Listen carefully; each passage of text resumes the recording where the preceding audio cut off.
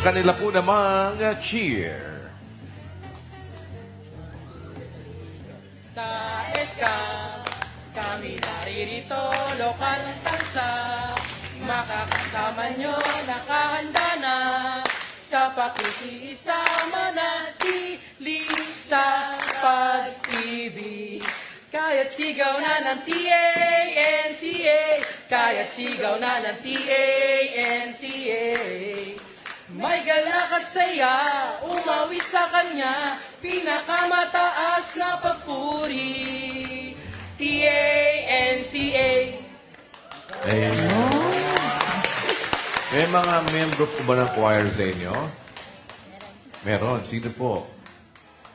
Sis Mary Joy. Ikaw lang po mag-isa. At si Sis Alice, kayong dalawa. Ayun. Sige, hali po kayo.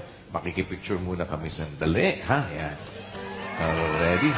Sabayon eh. Doon tayo. Doon sa kumakamay. Ready? 1, 2, 3. Pakinggan po natin ang hinanda ni pong cheer.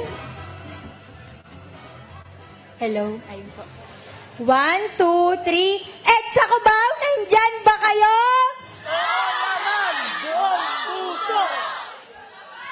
Magsiglang naglilingkod sa Diyos na buhay, kami magtatagumpay. 1, 2, 1, 2, 3. Sa gawain banal, kami ay matatag.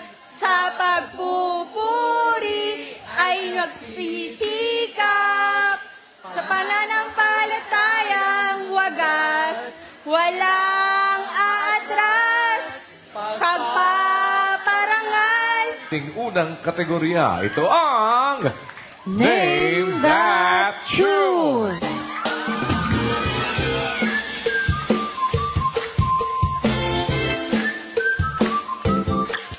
Dito po sa Name That Tune, hulaan nyo lang ang title ng awitin na maririnig nyo. Mayroon tayong 5 awitin na hulaan. Unahan po kayo sa pagpindot ng buzzer at ang group na magkakaroon ng tamang sagot ay magkakaroon ng 10 points. Ayan na, maraming magkakaroon, no? For our first magkakaroon tune, Name That Tune!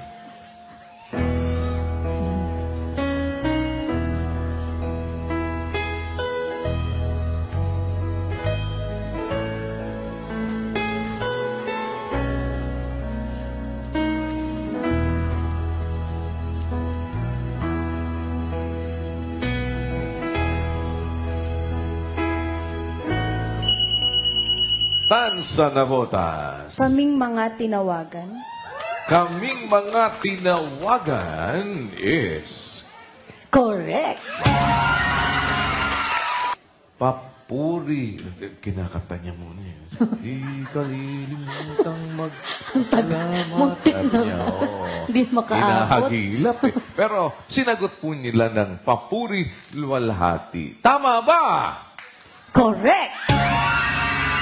Buti na lang umabot, ano? Oo, Isang ting na lang, wala konti na. lang. Pero ganun talaga eh. Minsan, iniisip mo, ano nga ba? Pero dahil alam naman nila, mga miyembro ng choir eh. Oh. For our third tune, Name That Tune.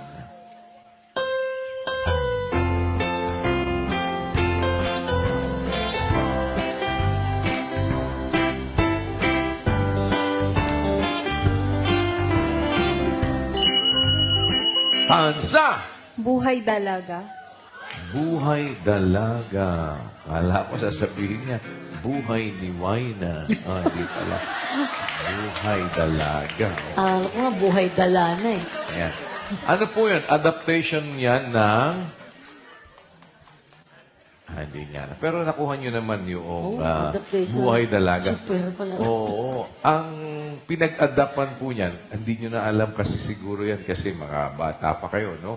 Ito ay galing sa isang awit na Tagalog na matanda ng awit. Yan po ay galing sa awiting Chuper ng Taxi. Yan, oo. Hindi chuper ng van. Hindi ko alam din yan. Chuper ng taxi. Yung chuper ng van, si ano yun eh. Oo. Si... Kilala mo ba yung chofer ng van? Ay, naman? Oo, si ano yun eh. Si Boy. Gasolina. Yan, yan, sige. Tingnan natin kung tama ba ang kanyang sagot. Correct. Natulog ka na eh. Oh. Okay. Kaya ang kanilang inaawit ay bass part at tenor part. Oh. Nawala ang melody. Oh. But just the same, tama naman ang kanilang lyrics. Kaya, eto ngayon ang ating resulta. Ang Tanza, meron na po kayong 85 points. At ang EDSA Cubao naman, meron na kayong 40 points. Konti lang ang diferensya dahil mahaba pa ang ating pong lalakbayin. Ano ang word na kanilang huhulaan? Madali lang. Oo. Madali lang yan. Oo, dahil alam nila to, palagay ko. Meron po tayong 2 minuto. Timer starts now. Tao? Pwede. Ano, parte ng katawan ng tao? Oo. Taas? Hindi. Gitna? Oo. Dibdib? Hindi. Braso? Hindi. Loob? Oo. Puso? Hindi. Dugo? Hindi. Lungs? Hindi. Ano po? Pwede. Nasa loob ng katawan ng tao? Oo. Utak? Hindi. Sa gitna? Oo.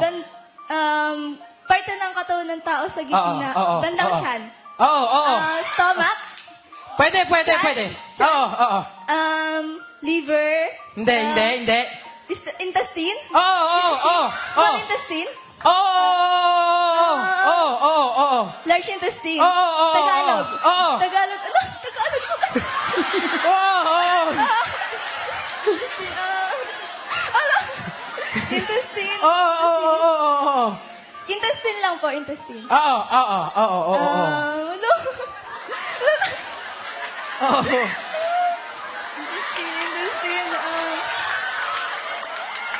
Kailangan mo ng Google. Kaya mo yan. Alam mo yan. Super alam mo yan. Intestine. Oo. Tagalog. Intestine. 35 seconds. Oo.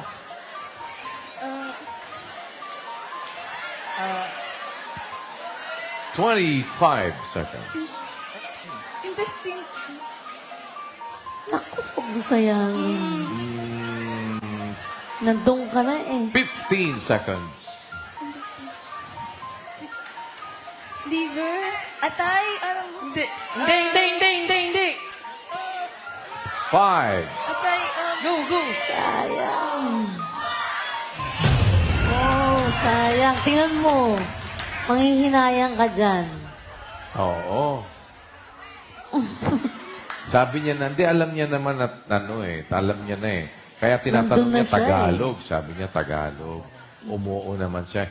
Hindi niya lang maisip kung anong Tagalog ng intestine. Oh, kasi ang nasa isip niya yata yung iniihaw eh. Parang naisip niya, ano ba, isaw ba? O ano, di ba? Ganun, ano. Baka namuntik na yun naman sa akin. Oo, kaya iniisip niya, intestine, ano sa Tagalog, intestine, isaw! Yun, sayang, oo. Hindi kasi po ngayon, yun ang problema sa nagkahalo yung English at Tagalog. Ngayon na maraming kabataan, minsan maraming word na hindi na nila alam, iliwat ang kahulugan sa ating sariling wika. Oh, yan. Oo. Dahil nasanay na sila sa mga wikang banyaga. Oo. At nakakalimutan ang wikang pambansa. O yan. Ito na ang bago sa kabila. Sa EDSA Cubao, may pagkakataong makahabol. Dahil kung makukuha nyo pareho, meron kayong 40 points. At makaka-adjust kayo o dito sa round na to, ilalamang kayo ng 20 points sa kanila. Kung makukuha naman nila yung susunod. Ito na. Ang word para kay Sis Carmela na huhulaan niya, madali lang. Oo, tignan natin kung kayang-kaya ni Sis Jasmine. Galing mo pag-sagot, ha? Galingan mo ang Ayan ang na. sagot Ayan mo. na. Sasagot mo lang, hindi, tsaka pwede, ha? Yan, sige. Meron kayong 2 minuto. Timer starts now. Tao? Hindi. Katawagan sa tao? Hindi. Bagay? Hindi. Bagay? Oh, pwede. Bagay. Nasa lokal. Hindi. Hindi pwede yan. Pagkain. Oo, pwede. Pagkain, iniinom. Oo. Tubig. Hindi. Gatas. Hindi. Iniinom. Oo. Alak. Oo. Oh, galing. Uminom ka ba yan?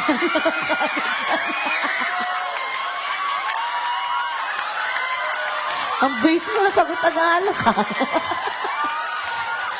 Ayan, ha? Oo. Nasagot. Okay. May 20 points ka na. May mga nagiinuman. Oh, upo ka muna. Bakit ako uupo dyan? Sandali lang. Dito ka muna. Para habang wala pa yung hinihintay natin. Nag-iinuman po sila.